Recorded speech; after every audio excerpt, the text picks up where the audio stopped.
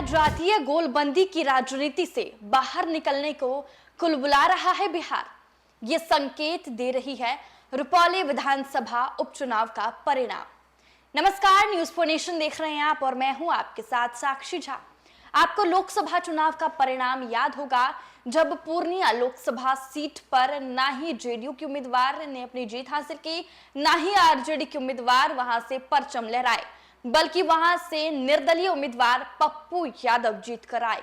वहीं दूसरी तरफ हाल ही में रुपौली विधानसभा उपचुनाव का भी परिणाम सामने आया और वो भी चौंकाने वाला ही सामने आया।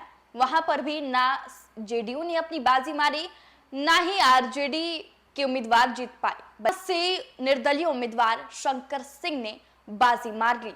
और अब रुपौली विधानसभा उपचुनाव का परिणाम देखने के बाद ऐसा लग रहा है कि जो बिहार की जनता है वो जातीय गोलबंदी से बाहर आने की कोशिश कर रही है। रुपौली विधानसभा उपचुनाव में दलीय प्रत्याशियों को हराकर निर्दलीय शंकर सिंह की जीत ने सत्ता पक्ष और प्रतिपक्ष दोनों को अचंभे में डाल दिया है। जातीय राजनीति की जकड़न में उलझे बिहार को रुपौली के परिणाम ने नई दिशा दे दी है।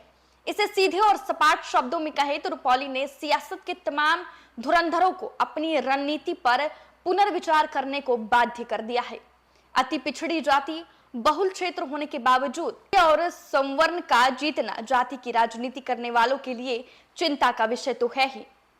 वहीं महागठबंधन के साथ सरकार चलाते वक्त सीएम नीतीश कुमार ने दो बड़े काम किए जिससे उन्हें लगता था कि कोई बड़ा तीर मार लिया है। पहला काम था जातीय सर्वेक्षण का। आरजेडी सुप्रीमो लालू प्रसाद यादव का जातीय सर्वेक्षण सपना था। उन्हें लगता था कि ऐसा होने पर 90 के दशक की राजनीति का दौर लौट आएगा। नीतीश कुमार को भी इसमें लाभ ही दिख रहा था।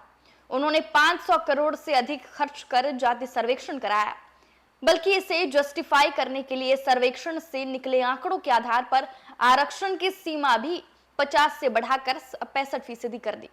ये वही दौर था जब नीतीश कुमार इंडिया ब्लॉक की राष्ट्रीय राजनीति में अपनी संभावना तलाश रहे थे। मुद्दा माना, देश भर में जातीय जनगणना की मांग होने लगी। विपक्षी अपनी सरकार बनने पर इसके वादे करने लगे। राहुल गांधी तो इससे इतने उत्साहित थे कि उन्होंने आरक्षण के बाबत ये कहना शुरू कर दिया कि जिसकी जितनी आबादी उसकी उतनी हिस्सेदारी। वहीं रुपौली उपचुनाव को अगर केस स्टडी माने तो बिहार में इसका कोई लाभ ना आरजेडी को मिला और ना नीतीश कुमार को। दबी जुबान जाति सर्वेक्षण और आरक्षण बढ़ाने का स्वागत करने वाली भाजपा भी इससे लाभान्वित नहीं हो पाई। यह हाल लोकसभा में भी दिखा और रुपौली विधानसभा के उपचुनाव में भी। राजनीति 90 के दशक में लालू प्रसाद यादव के उदय के साथ जाति की राजनीति परवान पर चढ़ी। वहीं मंडल कमीशन की रिपोर्ट का समर्थन करके लालू यादव सामाजिक न्याय के मसीहा बन गए। सत्ता में रहते ही लालू यादव ने मुस्लिम यादव कॉम्बिनेशन बनाया। उनकी समझ थी कि इन दोनों जातियों की आबादी 30 से 32% है तो गोलबंदी का लाभ मिलता रहेगा। लंबे समय तक इसका लाभ लालू को मिला भी। लगातार 15 साल तक बिहार की सत्ता लालू परिवार में ही सिमटी रही। फिर कोयरी कुर्मी के गठजोड़ से लवकुश समीकरण नीतीश कुमार ने बनाया। नीतीश कुमार का राजनीतिक भाग्योदय भी लवकुश समीकरण से ही हुआ। भाजपा नीतीश कुमार की चेरी बनी रही।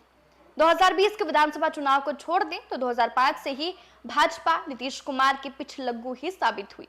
2020 का विधानसभा चुनाव नीतीश कुमार पर भाजपा की कुटिलता के कारण भारी पड़ गया।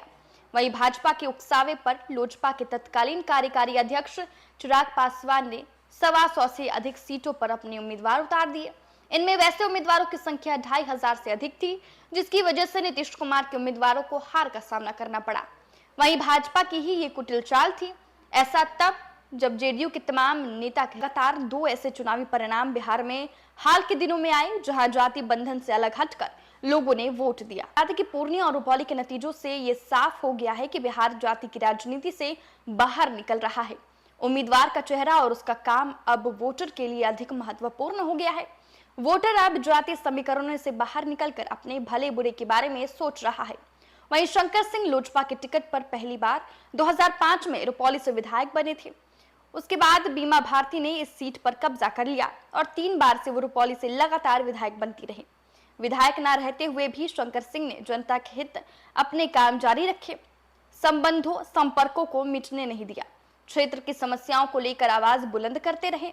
यही वजह रही कि अति पिछड़ी जातियों के साथ मुसलमानों ने भी शंकर सिंह का साथ दिया, ठीक उसी अंदाज में जैसा पप्पू यादव के चुनाव में जनता ने किया था। जैसा कि रुपौली विधानसभा उपचुनाव के नतीजों में नजर आया, किस तरीके से रुपौली की जो जनता है वो जाति से ऊपर उठकर शंकर सिंह, जो वहां के निर्दलीय प्रत्याशी थे, उन्हें वोट किया और उन्हें जनादेश दिया गया। जनता ने शंकर सिंह को चुना और अब जो वहां का समीकरण सामने निकल कर आ रहा है वो कुछ अलग ही है। अब ऐसे में जो बिहार की पार्टियां हैं, यानी कि आरजेडी और जेडीयू और बीजेपी, वो अपनी जातियों की कौन सी समीकरण बांधते हैं वो तो देखने वाली बात होगी। लेकिन फिलहाल के लिए इस खबर में बस इतना ही। आप देखते रहे न्यूज़4 नेशन।